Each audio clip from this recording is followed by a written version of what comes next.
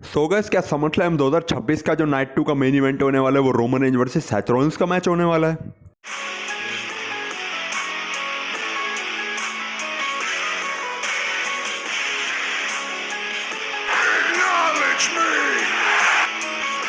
So guys, अपनी सबसे पहली स्टोरी से शुरुआत करते हैं जो जुड़ी द कैल्टिक वॉरियर शेमस से। तो शेमस ने डब्ल्यूडब्ल्यूई तो अब क्विट कर दिया और उसके बाद जो शेमस है उनको डब्ल्यूडब्ल्यूई के एल्यूमिनियम सेक्शन में भी मूव कर दिया गया था।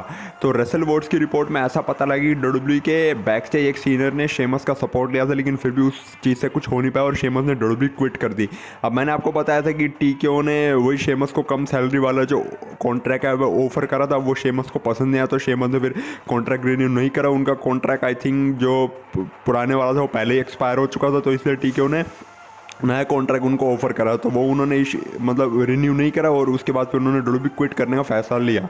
तो उसके बाद से स्पेकुलेशन ये चल रही है कि जो शेमस है वो एडब्ल्यू जा सकता है। तो रसल वॉट्स ने अपनी रिपोर्ट में यही बताया कि शेमस एडब्ल्यू में काम करने के अगेंस्ट नहीं, अगर एडब्ल्यू से अच्छा ऑफर मतलब एडब्ल्यू में अगर उन्हें अच्छा ऑफर मिलता है तो वो एडब्ल्यू भी जा सकते हैं और वो हमें फिर कुछ टाइम तक एडब्ल्यू में काम करते हुए नजर आएंगे। मतलब शेमस के जो एडब्ल्यू में रिटर्न करने के जो डोर्स है वो पूरे ओपन है, क्योंकि आपको पता है कि हमने मोस्टली पिछले कुछ टाइम्स में यही देखा है कि जो डब्ल्यूडब्ल्यूई से सुपरस्टार निकल के गए वो एडब्ल्यू में ही गए हैं। खास करके एंद्रादे तो पहले डब्ल्यूडब्ल्यूई में थे, फिर एडब्ल्यू में गए, फिर एडब्ल्यू से वापस डब्ल्यूडब्ल्यूई में आए, फिर वो डब्ल्यूडब्ल्यूई से वापस एडब्ल्यू में चले गए।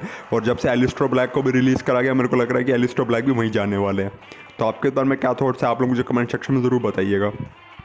सो गाइस, अपनी अगली स्टोरी के बारे में बात करते हैं जो जुड़े सर्वाइवर सीरीज 2026 से। तो सर्वाइवर सीरीज 2026 को लेकर रसल वॉर्ड्स की तरफ से ये हमें अपडेट मिली है कि सर्वाइवर सीरीज की अब तक डब्ल्यूडब्ल्यूई ना तो डेट अनाउंस करी है और ना उन्होंने सिटी डिसाइड करी कि कहाँ हमको सर्वाइवर सीरीज देखने को मिलेगी।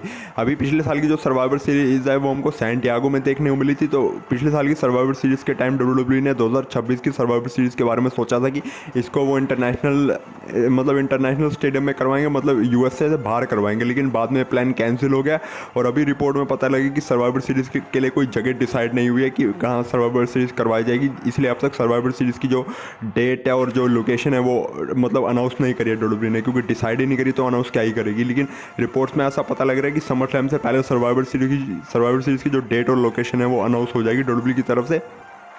और यहाँ पे रिपोर्ट में ऐसा भी पता लग रहा है कि बोस्टन और मैसाचुसेट्स ने पहले मतलब ट्राई करा था कि वो सर्वाइवर सीरीज़ को होस्ट करे, लेकिन फिर भी उनके और डब्ल्यूडब्ल्यूई के बीच मतलब जो पैसों की डील है वो फुलफिल या फिर फाइनल नहीं हो पाई, जिस वजह से जो सर्वाइवर सीरीज़ है वो हमको बोस्टन से भी देखने को नहीं मिलेगी।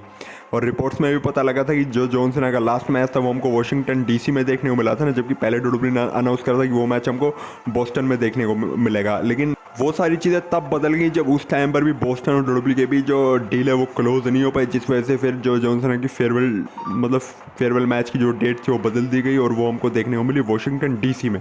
तो आपके इस बारे में क्या थॉट्स हैं आप लोग मुझे कमेंट सेक्शन में ज़रूर बताइएगा। सो गाइस, अब बात करते हैं अपनी अगली और फाइनल स्टोरी के बारे में जो जुड़े समरस्लैम 2026 से। तो समरस्लैम 2026 का नाइट 2 का मेन इवेंट और नाइट 1 का मेन इवेंट कौन सा होगा वो चीज़ अभी डब्ल्यूडब्ल्यूई ने अनाउंस नहीं करी है, लेकिन डब्ल्यूडब्ल्यूई के ऑफिशियल वेबसाइट पे जहाँ पर डब्ल्यूडब्ल्यूई समरस्लैम की दोनों नाइट्स को प्रमोट करे हैं, वहीं पर नाइट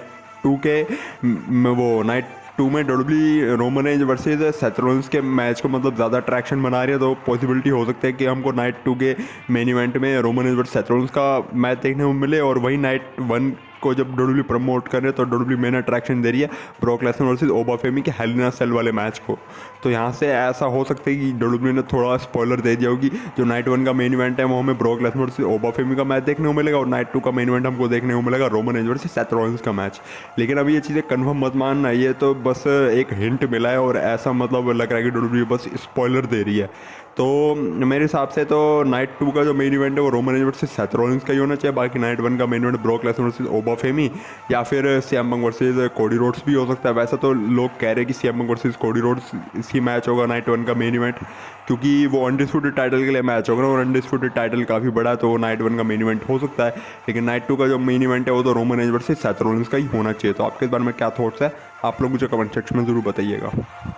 तो बस का आज की वीडियो तक थी। आई होप आपको वीडियो ज़रूर अच्छी लगी होगी, तो लाइक करें तो कहीं मत जाए इसका कमेंट पे आप मुझे अपने थॉट्स बता सकते हो। बाकी ये बताना कि आपको क्या लगता है कि नाइट 1 और नाइट 2 का मेन इवेंट कौन सा होगा। बाकी अगर आप लोग चैनल पर नए हो तो चैनल को सब्सक्राइब करके बेल आइकन कॉल पर प्रेस कर लो, क्योंकि इस चैनल पर ऐसी रेसलिंग जुड़ी इंटरेस्टिंग वीडियोज आपको डेली देखने को मिलते हैं।